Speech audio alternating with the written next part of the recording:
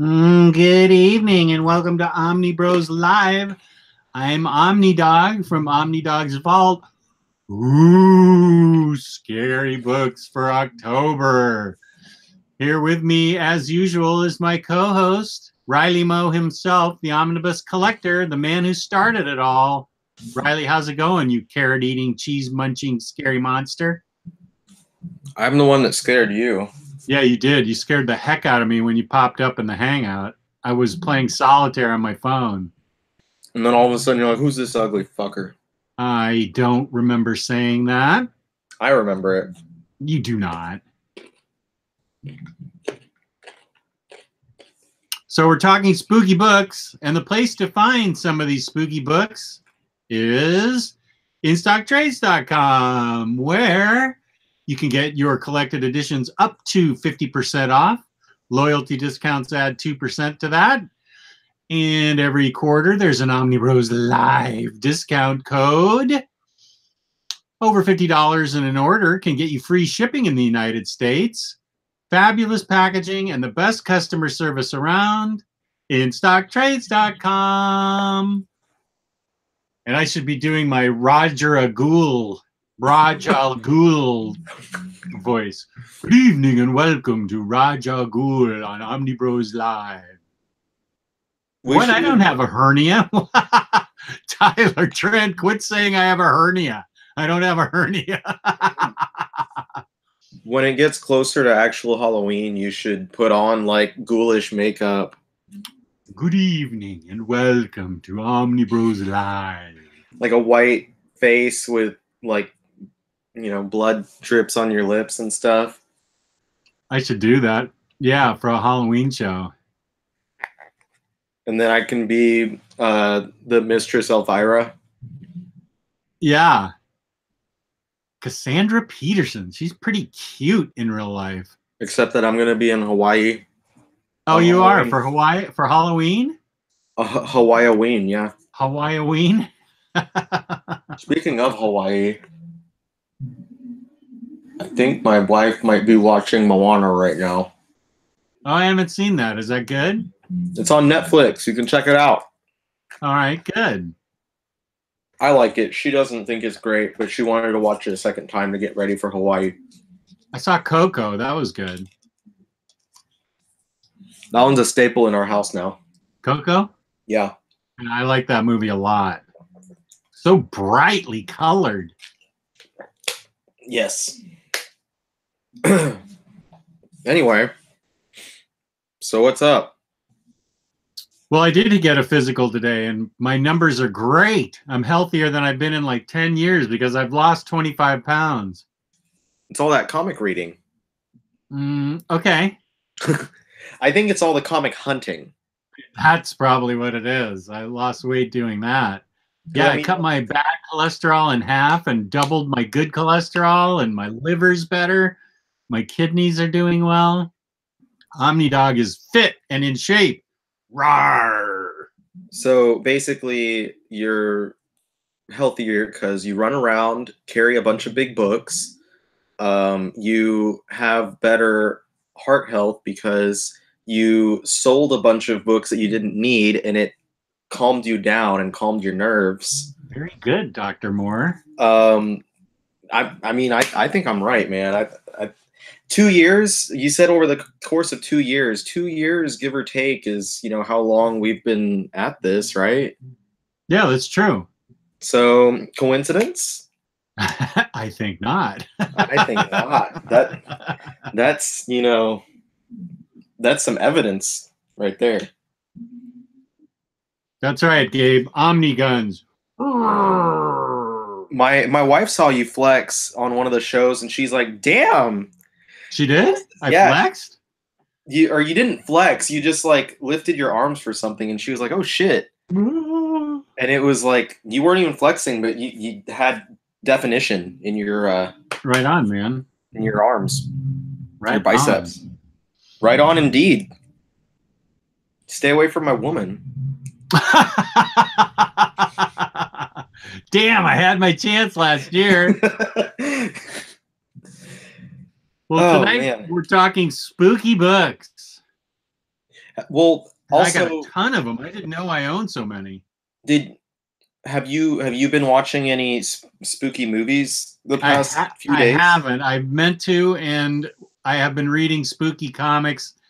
Instead, I need to kick it off. I think my wife's going out of town for 5 days on Saturday, and I think I'm going to kick it off on Saturday. The movie watching. I want to watch It first and Hereditary second, and then I have a list on my phone. I know you're not a slasher guy. You're into the unknown. Yeah. That's how you put it, like the unknown evil. But what about like monsters or zombies? They're okay. I like a movie Zombieland. That was funny, but I haven't seen Train to Busan, which I'd like to see. That's what I was gonna say. You need to watch that one. Okay. That one's one of like we watched it not during I don't think it was during October last year. It was just kind of a random arbitrary date that we just didn't have anything to do and I just put it on. And Megan is like she's like everything foreign, like not foreign, but like any like Asian with subtitles. She thinks everything is anime and she hates anime. So it's like I'm like it's a Korean live action film. It's not anime, and she's like, no, it's anime. I don't want to watch it. And so I put it on anyway, and she like wasn't paying attention. She just kind of sat there, and then like she started paying attention and got really into it and super invested. And by the time we finished it, she was like, damn, that was a really good movie. And then a couple weeks ago, we both like we were driving around and she was like, you know what movie I kind of want to watch again? And I was like, Train to Busan. And she goes, yes. So we haven't watched it again yet. We haven't gone back to it, but I'm like, it's on my list for what movies we should be watching this October. All right, let me add that to my list. My list consists of Hereditary, Get Out, The Witch, The Void, The Relic, The Conjuring, It, Wreck, Wreck 2, Winchester, and I think I want to see VHS, either 1 or 2. I'm not sure yet. The VHS movies are interesting, and there's a lot of movies similar because they're just like anthology movies where there's a bunch of short stories. And I've watched a bunch of different similar styled horror movies too. I don't remember all of the names, but there's like, I feel like there's 3 different VHS movies. There's one, 2, and then something that has a different title, I think. And then there's one that was like some sort of movie about something Crossroads. I don't remember what it was called. And then there's the what was it, like the ABCs of horror or something like that. And that one has like 26 short segments that each have to do with something horrific. With like starting with the letter, A is for whatever, B is for whatever. Oh, you don't remember what it's called? That one was like ABCs of horror, ABCs of death, something like that. ABCs of death is what I'm finding. So I guess like a bunch of different ways to die. And then there might be a second one. I'm pretty sure that's the one I watched, but yeah, those are pretty fun because it's like if you're not digging whatever segment you're watching, you don't have to worry about it lasting 2.5 hours or something. It's like, a few minutes, or like in VHS, it might be like 15 minutes. But some of those segments in the VHS movies, I'm like, damn, I wish this was longer. Like, I wish I could keep watching because this is fucking dope. So far for me, we have watched, of course, for the umpteenth time, the original Halloween. My Megan insists that we watch it on the 1st of October every year. When I think it would be more appropriate to watch it on Halloween, but whatever. And then we watched Life After Beth, which is like a horror comedy type movie. with Dane DeHaan, the guy who was Harry Osborn in the Amazing Spider-Man movies. Oh, okay. And what's it, Aubrey Plaza? Oh, she's great. Yeah, so they're the two, and then John C. Reilly is in there, and Molly Shannon is in there. So it's like it's a horror comedy about zombie related stuff. So if you're looking for something funny, that one might be a good one to look at. Okay, good. And then Moana, but that's not scary.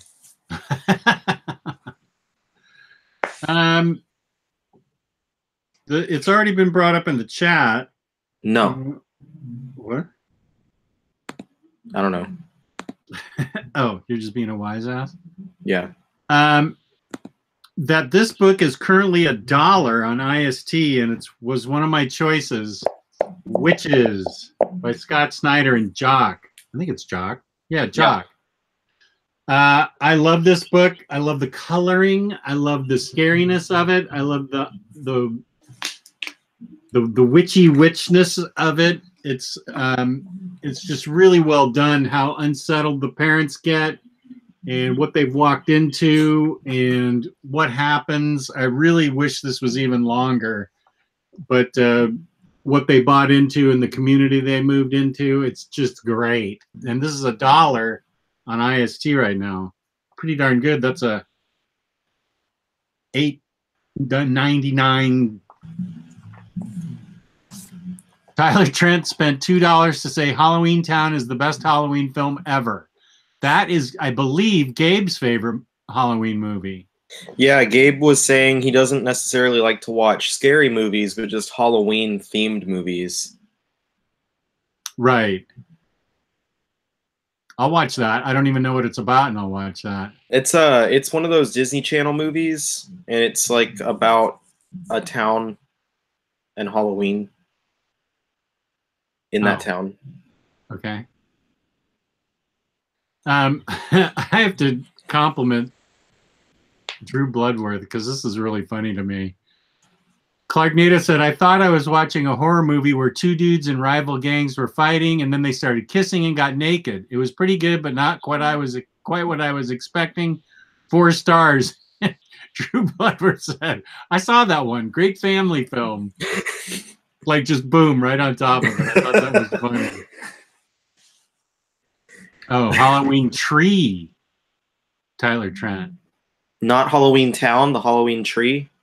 Gabe is saying Halloween Tree. And Tyler Trent is swearing it's Halloween Town. Well, I'll look it up. I'm looking right now, and I'm seeing a Halloween Tree as a book by Ray Bradbury. Wait, no, here we go. An animated adaptation based on that novel. Animated? By produced by Hanna-Barbera. Halloween Tree. 1993. Yeah, if you look on Wikipedia, it's got the image is a big Cartoon Network logo slapped on the top of it. Okay. Well, I said witches. What do you got? Oh, hold on. Let me grab it. So I was trying to, like, while I was driving home today, I was thinking about the stuff that, because most of my spooky things I talked about before, but there's one book in particular that I read for the first time recently, so something I haven't talked about before, that I highly recommend, and it should still be available for purchase, and that is Sullivan Sluggers. Well, that's a scary book. I haven't read it. It's written by Mark Andrew Smith with artwork by James Stokoe, that great Aliens artist, who is famous for recently having done an Aliens miniseries, Dead Orbit. Who I thought he was a little bit mismatched as far as the art goes, but I absolutely love Stokoe for a lot of his other work. And this one was one that I had been looking forward to reading. It was a big Kickstarter book. It was released on Kickstarter. I think that it was a bigger, like, absolute size hardcover, wasn't it? Yeah, that's what I've got, yeah. So this one is just a standard-sized hardcover that Dark Horse released with a cover price of $19.99. It is basically, it's a story about this baseball team that is summoned to an away game in this town, and when they go to that town, it turns out that the team that they're playing against is a bunch of ghouls. Ooh. And they get stuck in that town, and there's this curse basically where the town turns into monsters and ghouls and stuff, and they're bringing people in so that they can eat them. And so it's this very like it feels like an 80s action movie, kind of like the way that it's written and the way that it plays out. It's just this like 80s action film where the baseball team is just fighting for their lives against all these ghouls and monsters. And I'm looking for a good page. Like here you can see they're playing, and as the sun sets, this guy's got a worm coming out of his ear, and then he turns like into this ghoul, and they start attacking the baseball team. And it's just all these players, going after the people of the town who are just morphing into these disgusting monsters. And they're fighting them off with like, baseball bats and stuff like that, and just whatever they can. And it's just this badass action monster horror-esque book. And it's a very quick read. You can sit down and just churn it out pretty quickly.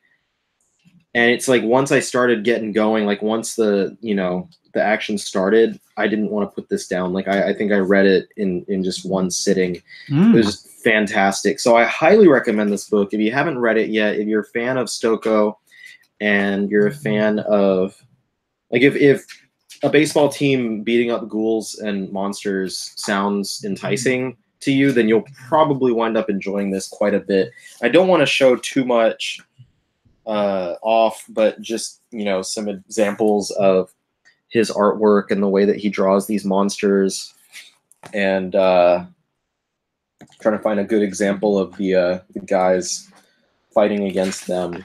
But it's fantastic. I absolutely love this book. I'm so happy that I was able to add it to my collection recently. And I'd be lying if I didn't say I was tempted to get that larger hardcover.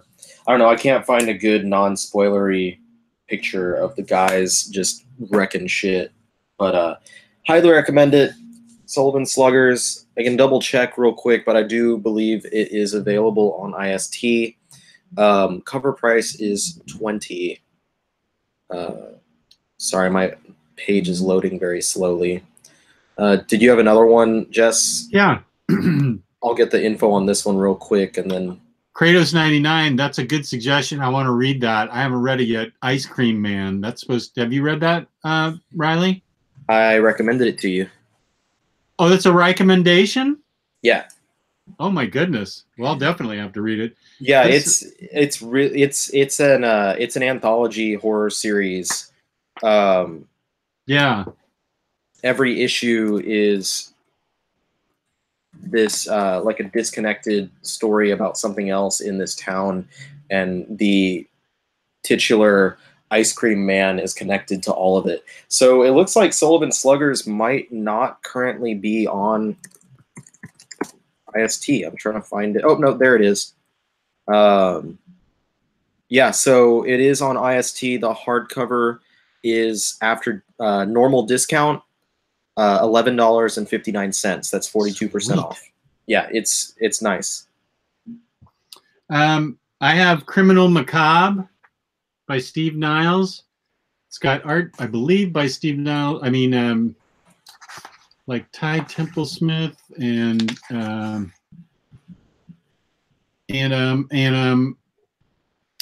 Kelly Jones, I think. And it's really good. Ben Templesmith, I'm sorry, and Kelly Jones. Cal McDonald, a pill-popping alcoholic reprobate. That sounds like me. Cal is the only line of defense between Los Angeles and a growing horde of zombies, vampires, possessed muscle cars, mad scientists, werewolves, and much more weirdness. It's really good. There's 3 volumes, and I liked them all. I think this was originally, like 2 years ago, an Ice Cassie recommendation, an Ice commendation. But I love Criminal Macabre. It's goofy, undead fun. It's really great.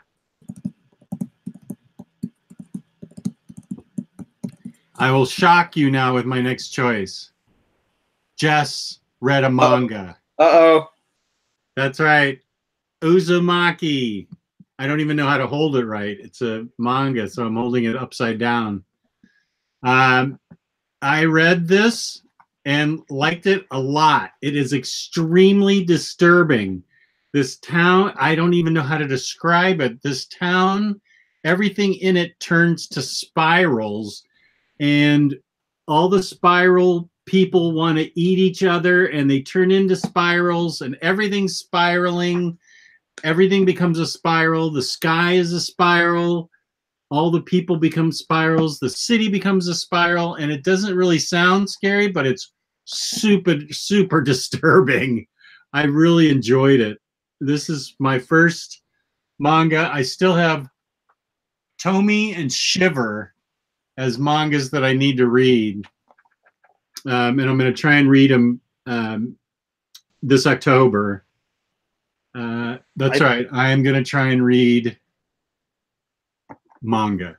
I think that the thing that the creator Junji Ito, what he does so well is like that bizarre horror. Like it's something that if you just kind of like you did flash a few pages of it to someone or describe it, it doesn't sound horrific at all. It just sounds oftentimes really silly and like you're like, okay, what's scary about a bunch of fucking spirals? But like it's something where when you're starting to read it, you might begin the book thinking like, okay, this is just kind of silly, but it is this feeling that slowly overtakes you of this like grotesque terror. A sense of dread, like yeah. And when you're reading that book, like, you know, you could flip open to a random page of Uzumaki and see some spirals and be like, that's weird. And like see like one of the scenes, you know, one of the more grotesque scenes and be like, that's gross. But like it's not gonna affect you. But when you're reading through it and it's that, like you said, that sense of dread, because a lot of it is that slow buildup in the narrative where it's, you know, everything's starting out normal and it just builds and builds and it spirals. It spirals into this huge thing. And it's as you go through there. And Ito has his style in which he draws is this very disturbing manner. Like it's a little hard for me to describe, but like he can draw something mundane, and he does. Hold on one second. He can draw the most mundane of things and still give it that, you know, that sense of dread and that, you know, horrific style that he has. And there's a good example is Cat Diary, which is a book that he has. It's literally just a diary of a bunch of short stories about his cats. But the way that he draws it in the, you know, his typical style, it's scary. Like it looks creepy and scary and stuff. And it's a very funny book, but it's just the way that he draws the characters and himself and his, I guess, fiance is what they were during this book, is creepy. And it's that's just the way that he does stuff. And that's just his normal, you know, that's his cat. That's it. But yeah, he's fantastic, the way that he does stuff. And I've picked up every single book that they've released of his material in the US, aside from like the really old ones. I think Omar has some of the really old ones, but they're re-releasing all the old short stories into new stuff like Shiver, and this month I think is Frankenstein, and then next month is another one called Smashed, I think, and they're all like anthology books with a bunch of short horror stories of his. But my pick was also a hardcover manga book, and that was Devilman. This one's different because it's not so much of a horror like you're doing. It's semi-horror, supernatural kind of almost superhero type book, where you have the hero Devilman is this boy who has been possessed by this demon, and he is able to transform into this kind of like, it's almost like a halfway point between fully turning into the demon and fight off all of these other demons. So he's like a good demon fighting off the bad demons. And they released the original classic. This is the original classic Devilman series. This is the first volume. It's a nice thick hardcover. The second volume comes out this month, pretty soon, and will conclude the run. This volume was $29.99 cover price. I think the second one is as well. The original series was released across 5 paperbacks, so this has 2.5, and then that one has 2.5. It's fantastic, and even for its age, I don't remember exactly when the series originally came out, but it's, I want to say close to a 50-year-old book, but really? Yeah. I'm sorry, I want to check real quick. 1972. So, yeah, close to. Yeah. 48, close to 50. 46, 47, 46. Yeah. 46, yeah.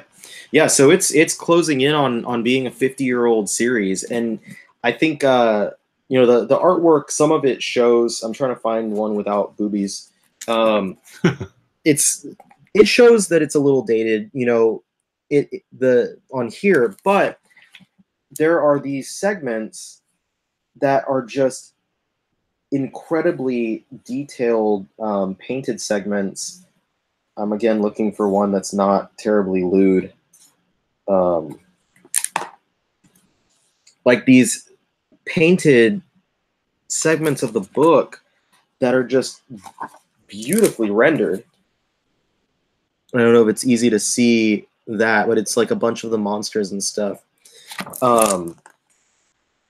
Just an incredible representation of, what the creator, what the artist, Go Nagai, is capable of. Now, the writing is also really, really great. It's an easy read. It's not something where, like, if you're not a fan of Silver Age or Golden Age comics, that you'd feel like, well, shit, I don't feel like I can really read that. It doesn't seem like it'd be good. And here's another good example of interiors, like an action shot. I think that whoever translated this for the current printing did a really fantastic job with giving it, a good modern dialogue. So it doesn't sound like a book that's almost 50 years old. It sounds like something a little more recent. But yeah, I totally recommend this one. And if you're on the fence and don't want to purchase an expensive book that I don't believe is available on InStockTrades, then I recommend on Netflix, there's Devilman Crybaby, is a 10-episode anime series that showed up a year or so ago, maybe a little bit longer ago. And I absolutely adored that. It's a lot more updated. It's a very updated version of this story, but the story is essentially the same premise, just a new version of it. So if you watch that, if you enjoy that, just keep in mind that it is kind of out there. Like there's a whole like scene with monsters that have like mouths on their boobs eating people. That's a thing. But if that's not a detractor for you, then, which, Jess, I don't think anything to do with boobs is a detractor for you, then check it out. Check out the series. It's only 10 episodes. It's not long. It'd take you, 4 to 5 hours of your time to watch it, and then if you like it, then I definitely recommend grabbing the original manga. They also have a couple of other Devilman series out, both Devilman versus Hades and Devilman Grimoire have been coming out in the small paperback volumes. You're so good at describing stuff. I should just hold books up and you describe them. You're much better than I am. I always just hold this up and say, this is what it's about. It's really good. I liked it. I don't have the flowery descriptive talent that you do. I think people like you better than they like me, though. I don't know about that. Did you know the group is almost up to 4,000 people? Have we been steadily letting people in? Because I feel like, recently we let, what, 150 people in at the same time? I think Nick did a lot of that, though. Let me see how many. We have 3880, I think is the last I checked. We have 17 requests, so got 3880. So we could be at 3,900 really soon. Yeah. What? Go ahead. Nothing. I'm reading right now. This thing has 8 volumes. It's practically a manga. It's got so many volumes, and it just is coming out in a hardcover, but I'm not going to upgrade. I'm just going to keep my trades. And I just started it, but it's got everything I want in a book. That's Harrow County. It's got skin that's alive, a witch, fantastic art, a reincarnated witch who was murdered by the townspeople. She comes back. It's got spooky ghosts that are at haunted grave sites.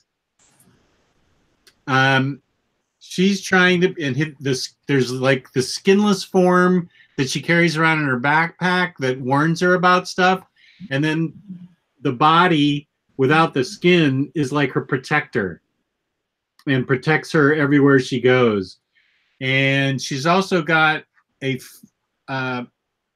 sort of minotaur looking beast that she that was in the woods and has been waiting for her to be reincarnated. And she's in a small farm town, and it's very spooky. It's haunting. It's chilling. I really am liking it. I'm going to read the 8th volume I just ordered, and the artwork is phenomenal. The way this guy, I know it's a small thing, but the way this guy draws trees. Trees are hard to draw, and this guy draws trees. I mean, that is a forbidding tree right there, and he can draw. That is Tyler Crook. It's written by Cullen Bunn. And this guy, his people are okay, but his landscapes are awesome. And it's disturbing, and it seems I don't know. I just love it so much. I can't wait to just keep plowing through it. It's genuinely chilling, and I haven't even, I mean, I've just scratched the surface of it, but I can recommend it just based on the first 2 books. It's got 8 volumes, and it's really good. It am good. You should read it. I was gonna recommend the hardcover as our IST review book. Of course you were. Of October. Because I already got them all. But it got delayed to November. As far as unfortunate. I think it was Gio that posted or put a link in our chat saying that. But yeah, it's unfortunate because now the hardcover will be out after Halloween season. But yeah, it's a nice library edition hardcover. And did the series wrap up? Are you aware? On volume 8, yeah.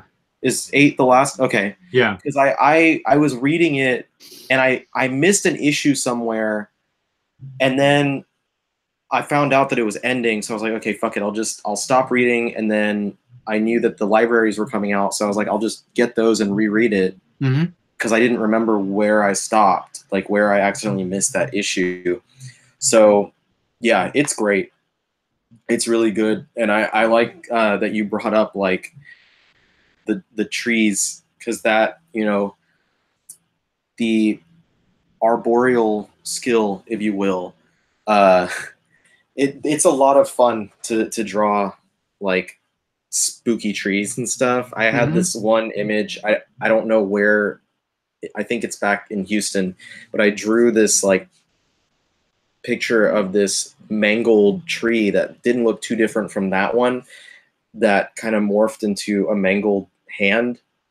And then there was, like, if I recall correctly, like a little trail that went off to this like spooky gated area. But it was so like fulfilling, like drawing this thing, because it's like, I don't know, I've never drawn anything scary, but that image was really spooky looking, and it was something about that just gnarled, disgusting looking old crappy tree.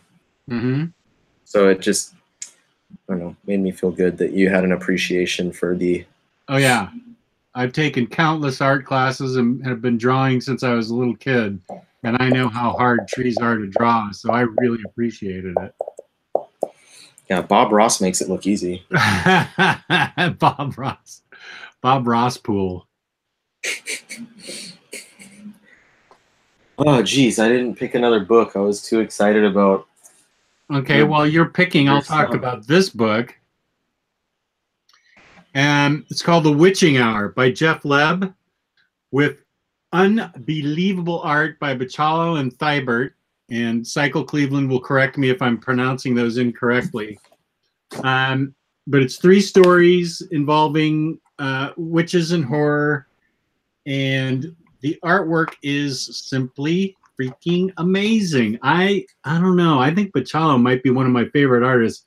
His Doctor Strange with Jason Aaron was just a thing of beauty. Yes. And these are really good stories. The Witching Hour. It's a Vertigo comic. I've had it forever. And this is back when Vertigo was really Vertigo. And I highly recommend The Witching Hour. It's 3 stories, and very well written by Jeff Leb, very well drawn, awesomely drawn. You can't go wrong. I'm going to pull this out and read it again. And I'm going to go get Ice Cream Man. I know exactly where in the stack it is. So I'm going to go get that because I want to make sure I read Ice Cream Man. I'm just going to get ice cream. That sounds like a good idea. I think I might have some upstairs. I don't have any here. I did have a good physical today, so I should treat myself. There's a place that, because since my wife and I are like on a horrible no fun allowed diet, there's a place near us called like D Light or something, and it's the letter D apostrophe Light, and it's this, I guess it's a yogurt, but it's all like low carb, not terrible for you, so you don't have to feel that bad, but it's delicious. It is delightful. And we went the other day because both of us were having a sweet tooth, and I told her, and this is, I mean, this you should know how big this is for me, but I told her I'm done with candy. I know. You are? Because she was accusing me of being too what was it she was saying? Because like she would be doing really well, and then I would come home with like, a bag of M&Ms and some Twizzlers and stuff, and be like, "You want some?"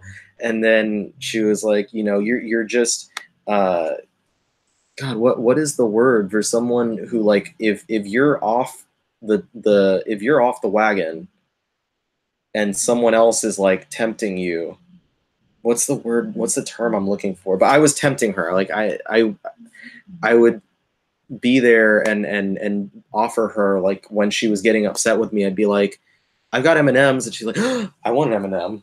And then after an enabler, that's it. She's like, you're an enabler. and I was like, I'm sorry, I was just trying to keep you happy. And she's like, no, I'd be happier if I could just like keep on the diet and keep losing weight, because I don't want to be, you know, overweight and unhealthy. And I was like, all right, well, then I'm done. I'm done with candy.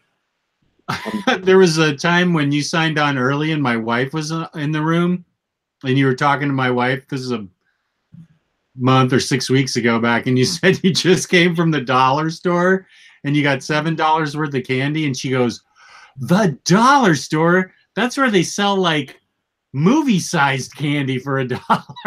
Yeah, he bought 7 of those. I'm like, yeah, Ryley really likes candy. I went back, and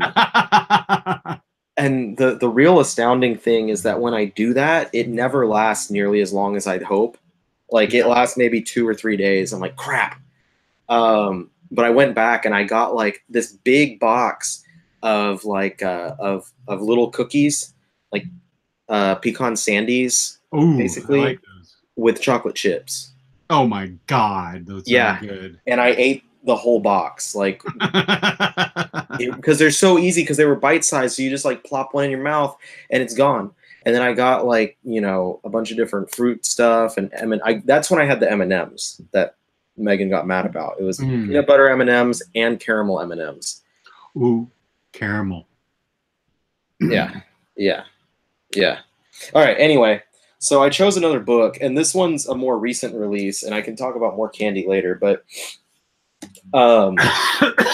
this one's a lot more of a recent release. I think it came out around May or June of this year, and I was a big proponent of people picking it up and checking this book out, and I'm hoping that a lot of people did, but if you didn't, I'm hoping you will, and that is the Carnage Omnibus. Now, the initial reaction that a lot of people would have, and I don't blame you, is why the fuck would we need a Carnage Omnibus, especially when this was announced before a Venom Omnibus? But this is so worth it, if not just for the Jerry Conway all-new Marvel Now, whatever the Arrow was called, ongoing series. It was, what, 15 issues? 16 issues.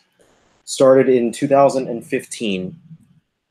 So it's a lot more of a modern Carnage story. This collects that entire series as well as a bunch of different miniseries. But that Carnage series was very much horror-oriented. And it's not like, oh, Cletus Cassidy is a serial killer and now he has, you know, superpowers and is using the symbiote, however you want to say it, to kill people, yada, yada, yada. No, this one is like, it's drenched in eldritch, like, H.P. Lovecraftian style horror.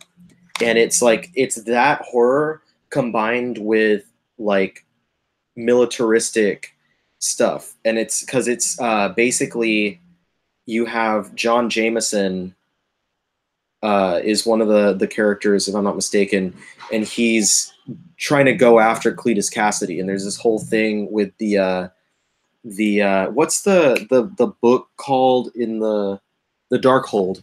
There's this whole thing with the Darkhold and its connection to Carnage and its connection to all these other things, and it just like it expands on the Carnage mythology, if there ever was one, in really weird and interesting ways that I never would have expected to happen.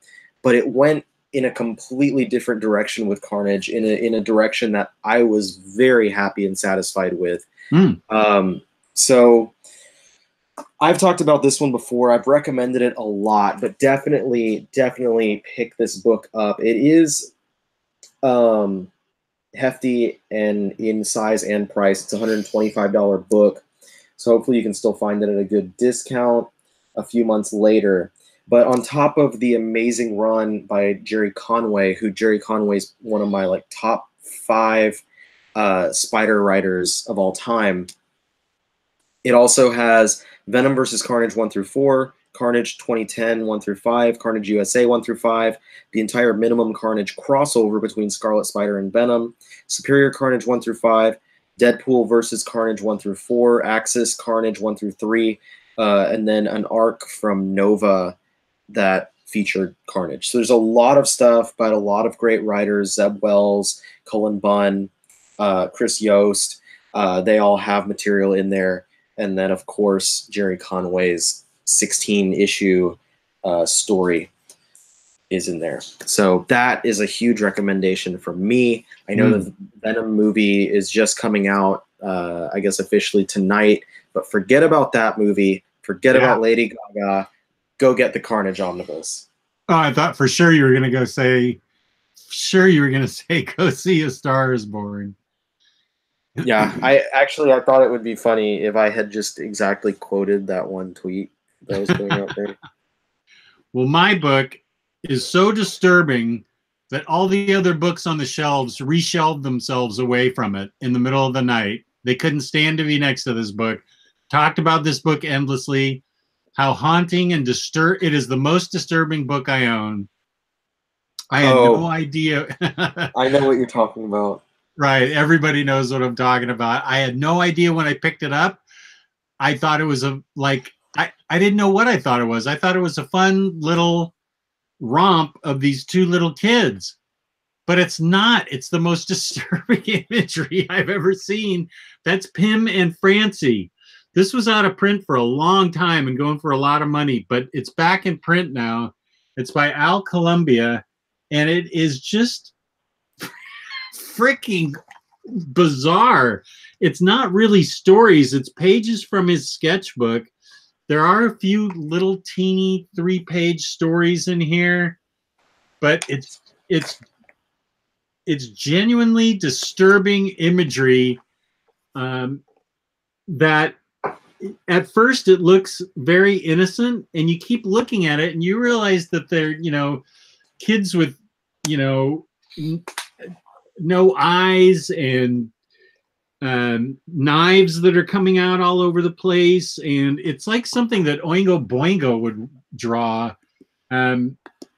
It's just, I don't know. It's a haunted book, and I don't know why I keep it, because it gives me the chills. It's like the Blair Witch Project of books. It's just freaking weird, man. I guess in a twisted way, I really love it because it is so weird. I always go back to it every October and just look at the weirdness of it. And Al Columbia, I think part of the mystique is that he's like a recluse and doesn't put out very much. You can Wikipedia him. He's in one of my issues of Blab somewhere. And that's like the only stuff that I've ever seen by him. I think Brooks loves books. If he's watching this at all, he is more of an expert on Al Columbia than I am. But when was this book made, Dave K? It was made in 2009. It's by Fantagraphics. And I highly recommend it for October because it's haunting. It's creepy. It scares all my other books. I really shouldn't own it. It comes with a curse, just like the Frogurt in The Simpsons. The Frogurt also comes with a curse. I picked up a couple books that are also kind of mainstream books, but and these are two kind of connected, but they're really great series, just high quality books that I highly recommend. The first one, so I picked up Hellblazer, and Jess, I know that you're a Hellblazer fan. Love Hellblazer. Specifically, I decided to grab Volume 5 because Volume 5 of the new editions of Hellblazer collects the beginning of Garth Ennis, the master of morality himself. It begins his run with the Dangerous Habits arc, where it's been years since I've read this, but that's a great storyline. Forgive me if I speak wrong, and you can correct me, Jess, but this is where John basically learns that his smoking habit is going to kill him. And that, it's a very personal and pretty visceral story for the character for John Constantine, who we've seen, you know, with the original run by Jamie Delano is more about, you know, the supernatural. And so now you have this more personal story, and it's, you know, just a kick in the shins from Garth Ennis himself, starting that run. So I've read all of Ennis's run on Constantine, and it's fantastic. So that's really what I'm recommending here, which his run goes through, of the new editions, excuse me for one moment, his run goes through volume 8 of the new those new editions, and he is joined by his frequent collaborator. Not here, but later he is joined by his frequent collaborator, the late Steve Dillon. So if you're a fan of the work that they've done together, such as in Preacher, then you would definitely want to check out his work on Hellblazer. Hellblazer came a good bit before Preacher. So am I correct? Yes. So Hellblazer was one of the original Vertigo books. Well, I mean, his run specifically did come before Preacher. I believe I'm correct in that. I believe I read that in the early, I feel like I read that in the 90s before Preacher. Yeah, this is from, it says 90-91. Yeah, that was one of the earlier books. So it's, I mean, it's like a proto-Preacher, basically, like, because Preacher gives a lot of its, you know, a lot of the supernatural and stuff like that. But yeah, I highly recommend that run. If you're interested in anything to do with John Constantine as a character, then at the very least, I recommend checking out the Garth Ennis run. There are old editions. I don't know if they're easy to find anymore.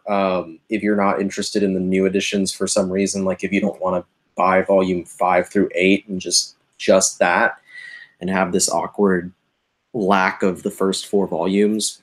I don't know. Some people might be like that, but there are older editions that are not numbered that just collect his run.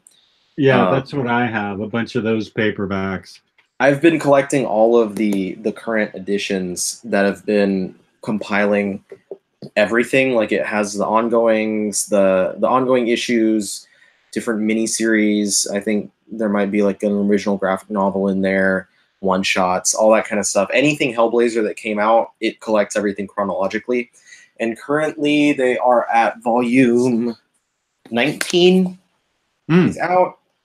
And they've solicited at least through volume 20, and they're getting really close to issue 250, which is where Peter Milligan took over, and that was the final run that ended with issue 300. So Milligan wrote those last 50 issues. So I'm you know, curious if they're gonna do the last 50 issues in the same format. They probably will. I don't know why I'm curious, but I'm more curious how many volumes it's gonna wind up taking in total. But yeah, so there's that one, and then connected to that would be Alan Moore's Swamp Thing, because Constantine originally appeared in an issue of Alan Moore's run on Swamp Thing. He created the character. Issue 37. Boom. Thank you. So, of course, these hardcovers, I have the 6 volumes in the hardcover, and these are, at least some of them are hard to find, expensive books. But there are paperback editions of the exact same content out there that I believe, are those available? What's that? Do you know if those paperbacks for that Swamp Thing run? Some of the later paperbacks I think are out of print, but those might not be the Alan Moore ones. Those might be the. Are you thinking about like the Rick Veitch? Yeah, I'm thinking those might be the ones that are out of print. Okay, so I'm thinking that Alan Moore's paperbacks might be all available. So if you're wanting to check out that run, that's available. Of course, there are Absolute editions coming out. It's going to be a 3 Absolute set with the first volume coming out, I believe, in early 2019. I think it's been pushed back to June or July now. Whatever. It's coming out. They're coming out, so if you're a fan of the series, and then I definitely recommend those. And there's beautiful artwork throughout. I'm trying to get a good page to kind of show the nice, just kind of horror. It's like a pulpy horror vibe that this book has, and it's really great. It's a really amazing exploration of the Swamp Thing character. I don't know. There's not much I can say about the book that hasn't been said by a million different people, a million different ways. Mm-hmm. But it's definitely one of my favorite runs in comics. I read it for the first time more than 5 years ago. I don't know exactly how long ago it was. I just know it was more than 5 because I wasn't married yet. And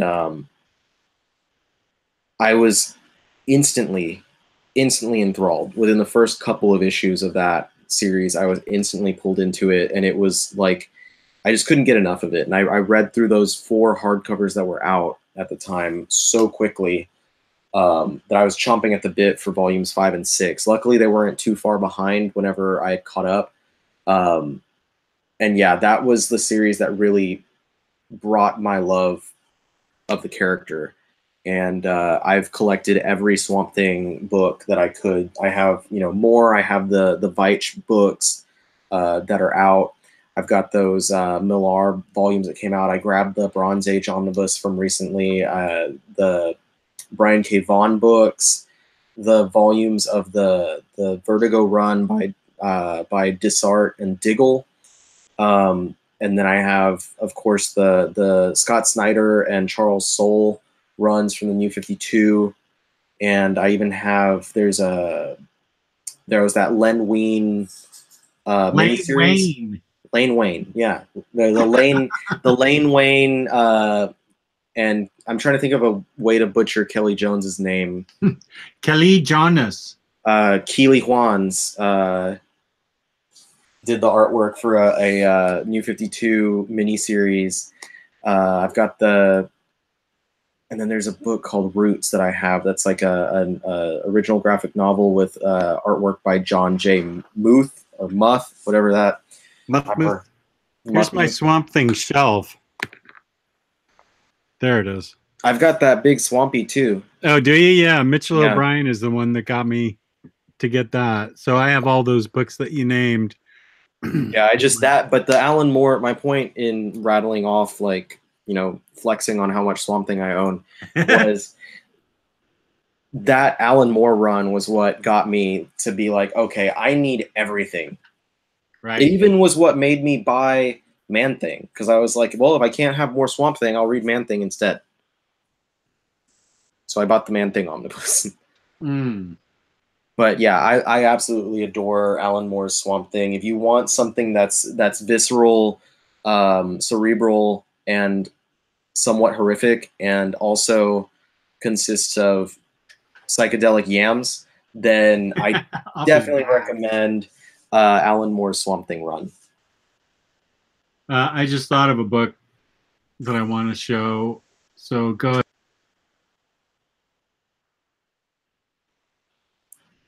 What? You just left me hanging. I didn't have anything else to show. I don't know what he expects from me. Damn it, Jess. Jess is a horrible host.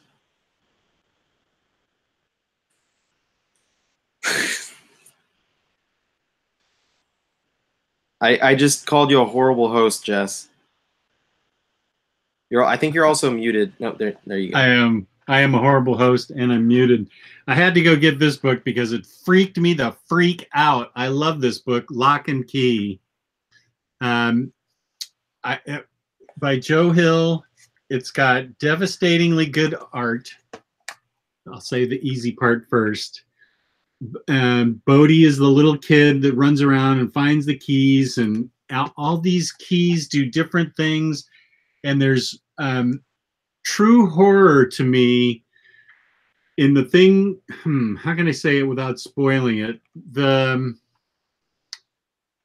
There is a how can I say it without spoiling it? It's really haunting and scary to me that there's a I'll just say there's a ghost that comes back and can possess bodies, and does a great job of manipulating things his way. And it's about an old house that they inherit that has a bunch of different passageways, a bunch of different locks that fit these different keys. It's full of ghosts and murderers and spooky stuff and people that come back from the dead and conspiracy. I'm not doing it justice, but this is one of the best things out there. Joe Hill and Gabriel Rodriguez, or Gabriel Rodriguez for Psycho Cleveland. But it deals with a bunch of teenagers, and teenagers are all weird and angsty anyway. And so they really go the extra mile in tapping into that teenage anxiety. And kind of, it's really bloodthirsty, man's inhumanity towards man, and it's chilling. I found it very chilling. I'm sure you can probably describe it better than I can. Well, no, I can't because I haven't read it. I was going to read it for, over the course of October last year, and I never got around to it. And now freaking A. I need to read it. I feel like I need to read it this year, but I feel like I'm not going to get around to it again. Maybe if I take it with me to Hawaii, I can read it on the beach. What a great beach read. Locke and Key. I read Alan Moore's Swamp Thing on the beach for the first time. Well, that sort of makes sense. Swamp Thing, the ocean, the green. Things, swamps. Another really great one, but I don't physically have it here because I was preparing for the omnibus that comes out at the end of the month, is American Vampire. Right here, dude. I see that you too are a man of taste. American Vampire, written by Scott Snyder, one of his earlier books, his earlier comics. That was where I cut my teeth on reading Scott Snyder's work. I had no idea who the hell he was. I don't think really anyone knew who he was at that point. If you did, then good for you. You're cooler than me. But it was this Vertigo book at the time where I was reading pretty much everything that Vertigo was publishing because it was all gold. And it had Stephen King's name attached to it. And the artwork was really awesome and really intriguing. I wasn't really crazy about reading a vampire book because vampires at that time were kind of overdone because we were in the middle of the Twilight True Blood craze. But I was recommended it by the guys at my LCS, and I trusted them with my life. So, of course, I trusted them with comic recommendations as well. And I picked up the single issues of the series of the first arc. I found the first 5 singles at a half-price books because some fool let go of them. And I dug into them immediately, and I was like, okay, this is really good. So yeah, Stephen King, I think he either co-wrote or wrote the backup feature of the first 5 issues or so.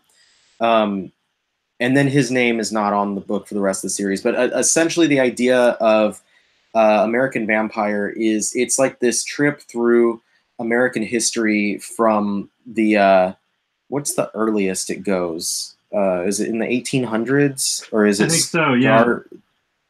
Wait, let me grab one. Because I know there are stories set in the 20s and there's stories set in the 50s later on. And it just goes through America's history through the perspective of these vampires. And it's these different kind of breeds and sects of vampires that they're the American vampires. They have different abilities and different attributes than the classic vampires that people are familiar with.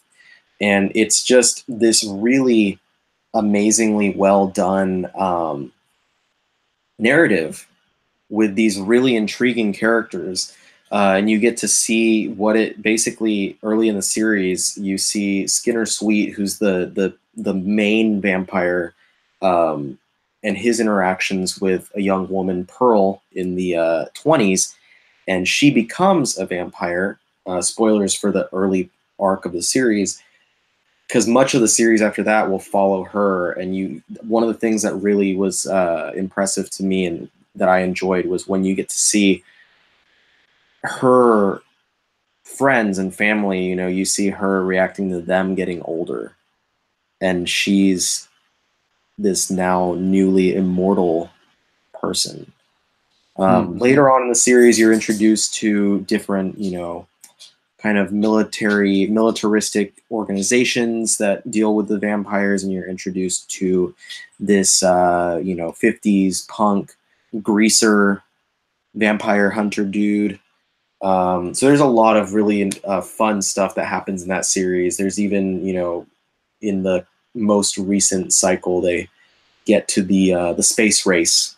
So you get to see how this kind of is affected by the that period of history. And it's just a fantastic series. So if you're on the fence about picking up the omnibus, if you haven't read the series yet, I definitely recommend picking up the first volume or two to dip your toes in the water, or try it out digitally if you want to. But that for me is a day one buy. As soon as that thing was announced, I was like, yes, that is a book for me. That is something that will be in my collection. I think I remember hearing you say that. Those exact words. I said that. Leighton Watson actually has a non-horror question, but it's a really good question because I want to know the answer to this too, because I love magic. Ryley Mo, can't remember if I asked you this before, blah, blah, blah, blah, blah, but can I jump into Zeb Wells' New Mutants run blind? Want to read about magic. Oh, that magic. Yeah. Yeah. The best X-Men. I'm not going to disagree too much with you there. Woo! Can he jump into that just and read about it, read about magic, and read that collection without having any previous knowledge? Yeah, you can, and I think that this is one of those books that it will give you fuel to want to go back. Like and read more magic? Right. You'll read it, and you can definitely read it cold, read it blind, as you say, but you'll have questions. You'll say, well, who was that character and what is their significance? And you'll want to go back, and I think that you'll be able to enjoy it just fine on its own. But you'll want to go back, and once you read, maybe some of Claremont's old stuff, like, because the first arc is the return of Legion. So if you're not aware of who Legion is and his importance and his relation with the New Mutants, you'll read that arc and start, asking, well, who is Legion and why is he important and why should I care that he returned? And then you'll want to go back and read, the arc by, Bill and Chris, where they introduced Legion in the original New Mutants series. And then the same, with magic, you'll be reading magic and be like, damn, she's a badass. She is one of the best X-Men. And you'll want to go back and you might want to read some of her early stories in, the first New Mutants series, or maybe her appearances in the X Infernus miniseries.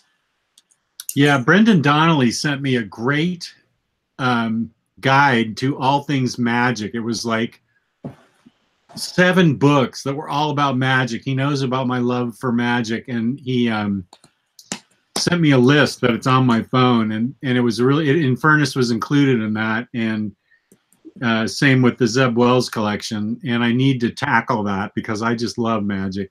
I'm sure the miniseries, Storm and Magic, that was probably on there as well, because that's her like, that's basically her origin. She has an arc in what, Uncanny X-Men 3? That's that miniseries. That's a miniseries, okay.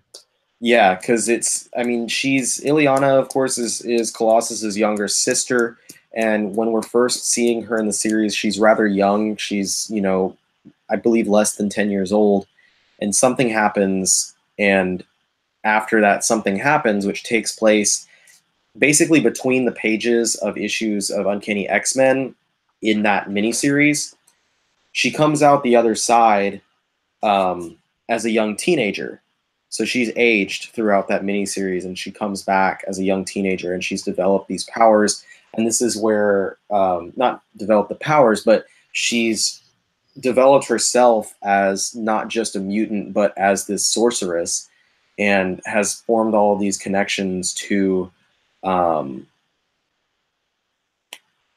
I don't want to spoil a lot of stuff, but we know Magic is the Dark Child. She has connections to, you know, the demonic side of the Marvel Universe, and that's a lot of where she draws her abilities from. So you get to see in that miniseries how she becomes that character and has those attributes and abilities, and then going forward, she's a lot different than just Colossus's baby sister.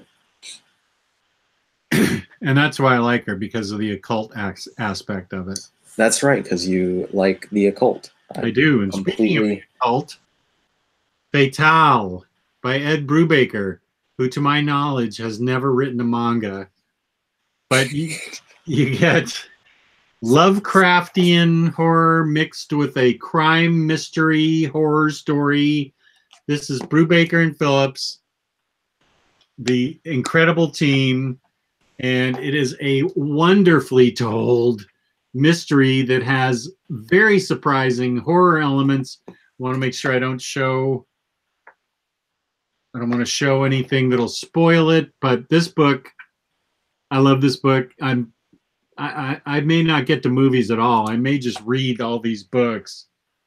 But as usual, Sean Phillips nails the art and Brubaker nails the story with this Lovecraftian Cthulhu type creature maybe in it that I just spoiled. But there's all kinds of dark and mysterious things that happen in this book that are awesome. And it's rated M for mature, so you know it's good. It's lots of blood and gore and occult mysticism, and God, it's good.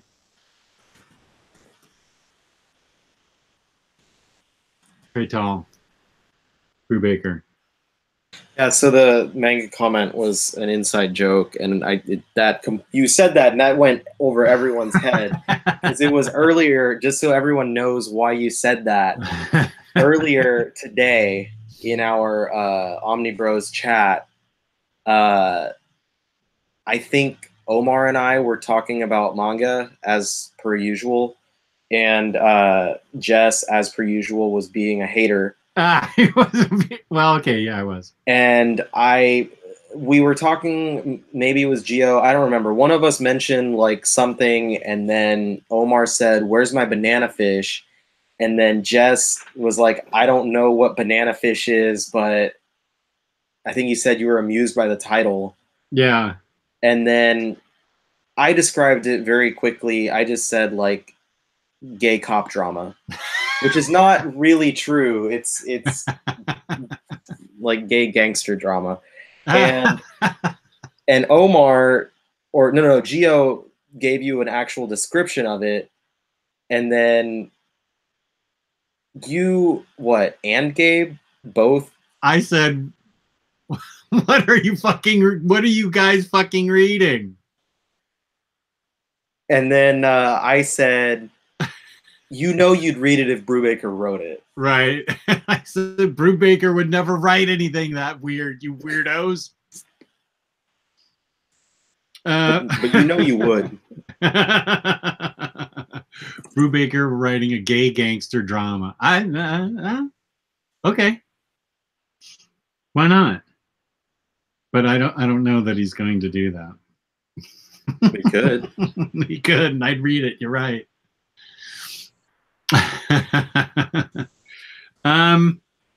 Let's see. We could mention Hellboy.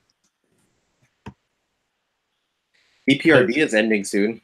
That's right. Because they're churning out those hardcovers too. Yeah, they really are. Of course, it's hard to beat Hellboy for monsters, man. He's got all the monsters covered. Demonic, angelic, not of this earth. witches, demons, everything. I mean, he's got the whole underworld covered. I can't add anything to how awesome Hellboy is. People already know how great it is, but that's a solid Halloween read.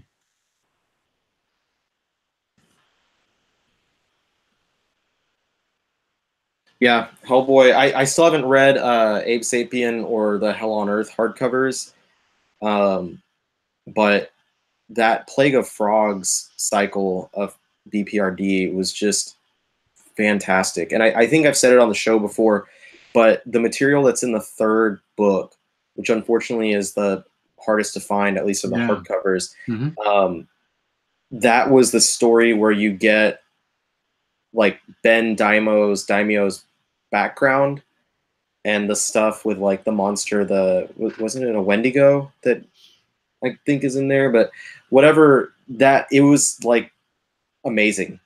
Like I love the material in the first 2 volumes, but holy shit, like the material in the third one was just so good. Yeah. And Paradiddle Cakes, as a matter of fact, I led off with Harrow County, I think. It's back at the beginning. If it wasn't my first choice, it was my second choice. Not that they're ranked at all. It's just how they stacked up in my stack. But I made sure I talked about Harrow County in the very beginning. And there was another question from Leighton Watson. Oh, he asked if we'd read Revival, which I had. Revival's great. I loved Revival by Tim Seeley, where the dead come back to life, and a local cop has to solve has to solve the mystery of how they're coming back to life in Wisconsin, and all sorts of shenanigans ensue. That's how good I am at describing books, because I can't remember everything about it. I just finished it this year, and I can't remember. I finished it in like February. That's too long ago for me to remember. I remember I liked it a lot. That's what I remember. And Riley's got encyclopedic knowledge of every book he's ever read, which I do not.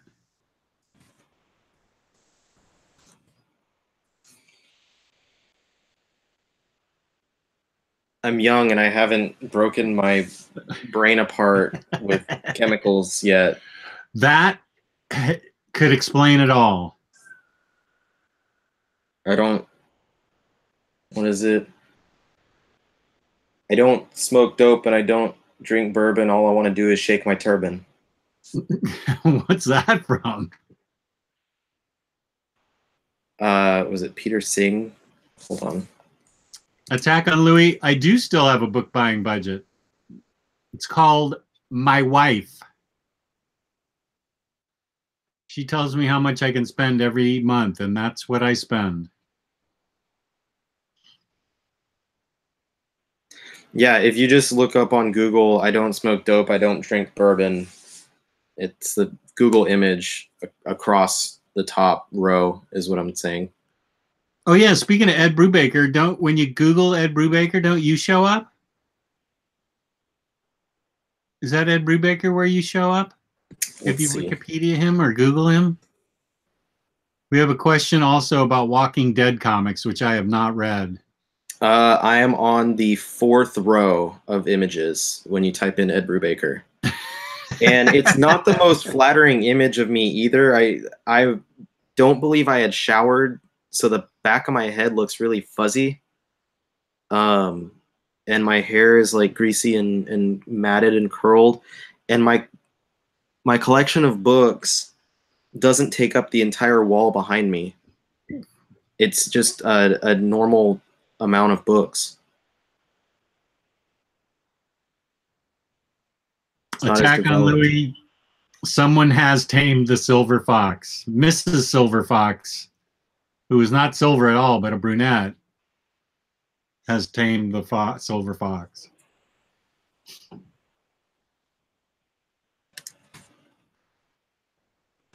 I know a good book that's scary because it's real life, and it's not scary, but it's disturbing, and it's moving. It's by Paul Dini, and it's about his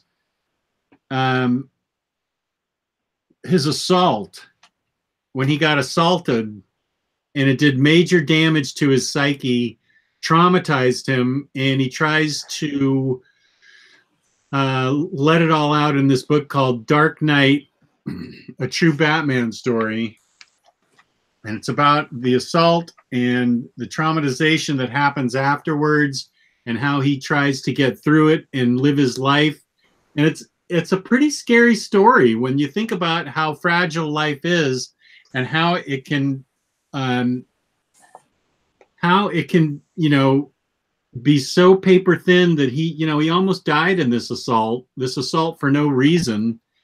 And it's very movingly told. It's got pictures of Batman and the Joker in it, but it has nothing to do with them. It's more kind of a thing to push the story along, but it's pretty harrowing when you think about what he went through. This is not a tale of redemption or anything. This is just a scary story of a human being being beaten up for no reason, and how he tries to come to terms with it. This is an amazing book.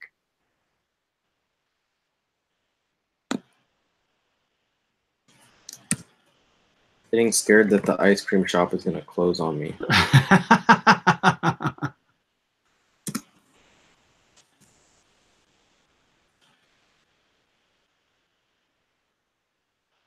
Oh, I spelt it wrong when I told you about it. Are we talking about delightful ice cream or whatever it is? Yeah. Oh, they close at 9. I don't think I'm going to make it in the night. Shit. Well, it's only what? What time is it there? It's 8:30. Well, we should end now then, so you can get there. And I'm going to pop out and be like, Megan, let's get ice cream. And she's going to be like, I'm in my pajamas. Well, let's stop now so you can go get ice cream for her. This is important. Yeah. I'm going to walk upstairs and get mine, but hey, if you got to go, you got to go. Got to get ice cream, man. I gotta get on that train. Yeah. Well, I think we talked about a really good amount of scary books, and I mentioned this before, but I do want every time we do a video this month to check in and talk about what scary movies or books that we've been reading. So just to catch us up with how we've been dealing with the month of spook. I'm excited because I'm at a new branch at my work, and we're pretty much a baby. Like, we have only been around for about 10 months. That branch has. And there's no Halloween decorations, which means that myself and my branch manager, who's a really good friend of mine that I've worked with multiple times throughout my career with the company, we get to do all the decorations. We get to decide what to get, and we get to decorate, and it's going to be awesome. So nice. We're going to have a lot of fun. But yeah, I think we talked about a good amount of stuff, a good amount of movies and books and stuff that we've read, we recommend. I really need to jump on the Locke and Key, hopefully read that before the end of the month is up and not disappoint you. And if you want to be further disappointed, I haven't read Fatale either. Frick! So maybe I'll have to do a couple of Jessica Mendations. Yeah. You definitely need to. And if you want to find recommendations and just commendations, you should go to InStockTrades.com, where you can get your collected editions up to 50% off. Loyalty discounts add 2% to that. Every quarter, there's an Omnibroslive discount code. Over $50 in an order gets you free shipping in the United States. Fabulous packaging and the best damn customer service around. I know. She's had to help me before. And in a pinch, over Labor Day weekend, she did it. That's Emily, of course. InStockTrades.com. All right, well, and then peace out. Find me on the internet. Where can they find you on the internet? on Google, on Ed Brubaker's Google Images search. Follow